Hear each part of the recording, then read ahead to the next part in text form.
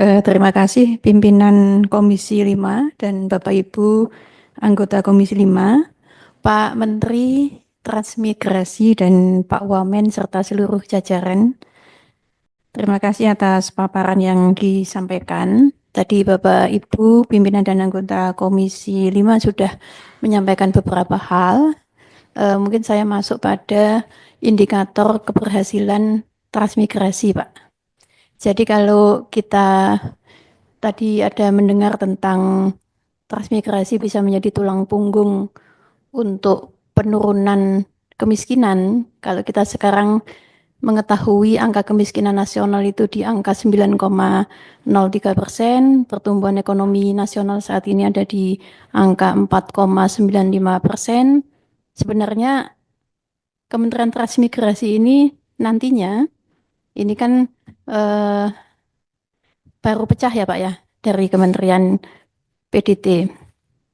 Itu akan memberikan kontribusi pengentasan kemiskinan dan pertumbuhan ekonomi itu sampai berapa persen gitu. Nah, ini saya kira penting. Untuk itu perlu di 5 tahun terakhir di periode yang kemarin itu bisa dicoba ditelaah, Pak. Itu rekam kinerjanya seperti apa. Nah, ketika kemudian kementerian ini sudah terpecah baru, ini mestinya harus ada capaian-capaian yang lebih baik. Nah, berani memberikan kontribusi berapa persen Kementerian Transmigrasi di era ke depan dengan berpijak kepada asta-cita dari kepemimpinan nasional yang baru. Nah, oleh karena itu, kalau kita bicara tentang indikator keberhasilan, saya menangkapnya begini. Indikator keberhasilan dari transmigrasi itu sebenarnya adalah seberapa banyak kawasan pertumbuhan baru, pusat pertumbuhan baru yang muncul. Kemudian seberapa banyak KK atau jiwa itu yang kemudian dientaskan, yang tingkat kesejahteraannya itu kemudian bertambah. Kemudian seberapa banyak penduduk asal yang ada di wilayah yang sebelumnya sudah di situ, ya, itu juga tidak merasa tergeser atau mungkin tidak diperlakukan secara adil, misalkan begitu.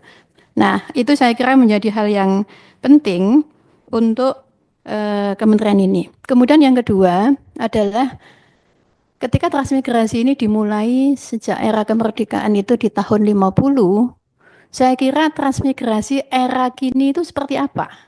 Gitu. Di mata anak-anak Gen Z milenial, apakah transmigrasi ini menjadi sesuatu yang menarik? Saya belum mendapatkan publikasi yang secara masif. Ya ini mungkin karena kemarin masih belum pisah juga ya Pak ya. Moga-moga ke depan sehingga kemudian bahasanya begini, transmigrasi era 5.0 gitu. Kayak apa sih gitu. Karena ini sangat berbeda situasinya dengan di awal tahun 50 Pak.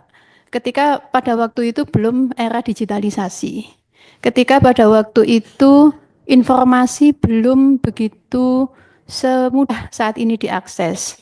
Ketika pusat-pusat pendidikan yang saat itu masih bertumpu di Pulau Jawa, sekarang sudah mulai nih sebenarnya bergeser di luar-luar Pulau Jawa. Artinya sebenarnya mereka yang transmigrasi, mereka yang keluar dari Pulau Jawa, sebenarnya untuk mendapatkan akses pendidikan tinggi, ini saat ini tidak lagi sesulit dahulu.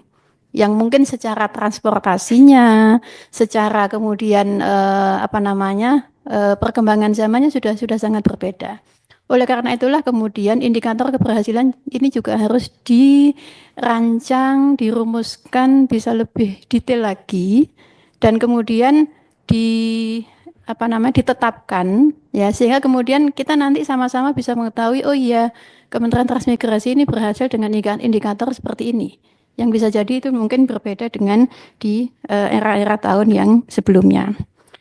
Untuk itu, dari 52 kawasan transmigrasi prioritas nasional, dari 3 tipe, mulai dari yang berkembang, mandiri, dan berdaya saing ini Pak, mungkin bisa didetailkan secara lebih terukur yang tadi saya sampaikan, sehingga kemudian nanti kita bisa mengetahui secara jelas. Ini saya juga sebenarnya penasaran, pengen tahu. Moga-moga suatu saat nanti Pak Pimpinan juga bisa bisa mengetahui secara langsung, merasakan situasinya.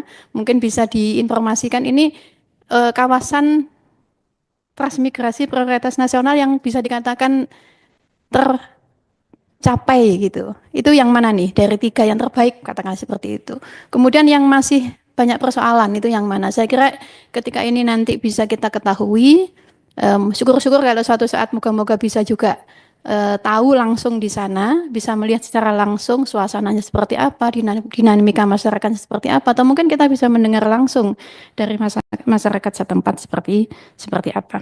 Saya kira itu Pak Pimpinan Komisi, Pak Menteri, selamat bekerja. Secara umum saya tadi menangkap bahwa teman-teman di Komisi 5 ini sangat memberikan apresiasi dan juga memberikan support selama itu memang jelas terukur dan memang membawa kemaslahatan untuk bangsa dan negara kita. Matur nuwun. Assalamualaikum warahmatullahi wabarakatuh.